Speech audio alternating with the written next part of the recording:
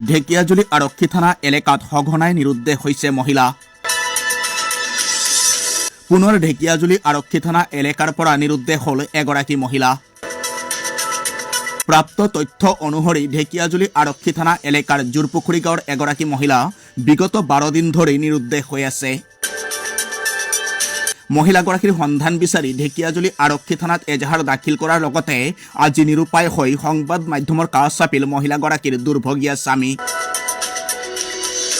উল্লেখ্য যে জোৰপুখুৰী গাঁৱৰ বাসিন্দা পাঁচমল তানীৰ পত্নী তথা 4 সন্তানৰ মাতৃ গংগা তানী নামৰ অনুমানিক 40 বছৰীয়া মহিলাগৰাকী যোৱা 16 জানুৱাৰী 2025 তাৰিখে পুৱা 10 বজাত বেলখিৰি বেংকলৈ যাম বুলি ঘৰৰ পৰা ওলাই গৈছিল। নিজৰ ঘৰৰ পৰা ওলাই যোৱাৰ পিছৰে পৰা মহিলাগৰাকী নিৰুদ্দেশ হয়। যদিও বৰ্তমানলৈকে মহিলাগৰাকীৰ কোনো সন্ধান নাপালে স্বামীৰ লগতে পৰিয়ালৰ লোকে। সেয়েহে যদি কোনো সদাশয় লোকে মহিলাগৰাকীক ক'ৰবাত দেখিবলৈ পায় তেন্তে ঢেকিয়াজুলি আৰক্ষী থানাত যোগাযোগ কৰিবলৈ অনুৰোধ জনাইছে স্বামীৰ লগতে পৰিয়ালৰ লোকে। 16 তাৰিখে মোৰ মেছেজটো ঘৰৰ পৰা ওলাই গৈছে বেংকত যাম বুলি, আৰু বেংকৰ পৰা মানে মানুহটো গায়ব হৈ গ'ল। তাৰপিছত ইমান বিচাৰাই নাপালোঁৱে মই। তাৰপিছত মই থানালৈ আহিছোঁ, থানাত মই ইণ্টাৰভিউ কৰিলোঁ, আৰু ক'তবা আছে যদি আমাৰ মানে ঢেকিয়াজুলি থানাৰ ওচৰত আহিব লাগিব, আৰু আমাৰ ঘৰত জলপুখুৰী গাঁও আছে, তাতে মোক মানে লৈ যাব বুলি আমি তাক ধৰণ কৰিছোঁ।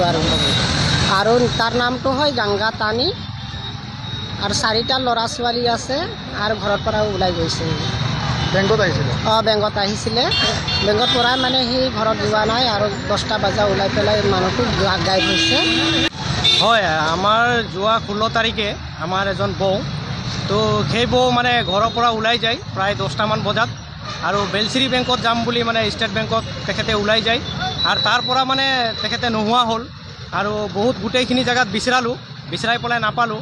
তাৰ কাৰণে আমি আজি ঢেকিয়াজুলি থানাত প্ৰশাসনৰ কাষ চাপিছোঁ, আৰু লগতে আমি FIR এটা দিয়া হ'ল, আৰু ফোনো বহুত কৰিছোঁ, কিন্তু তাৰ মোবাইলকেইটাও গোটেই মোবাইলটো ছুইচ অফ কৰি থৈছে, আৰু নম্বৰো ব্লক কৰি থৈছে, কিন্তু এতিয়াও আমি বিচাৰি পোৱা নাই।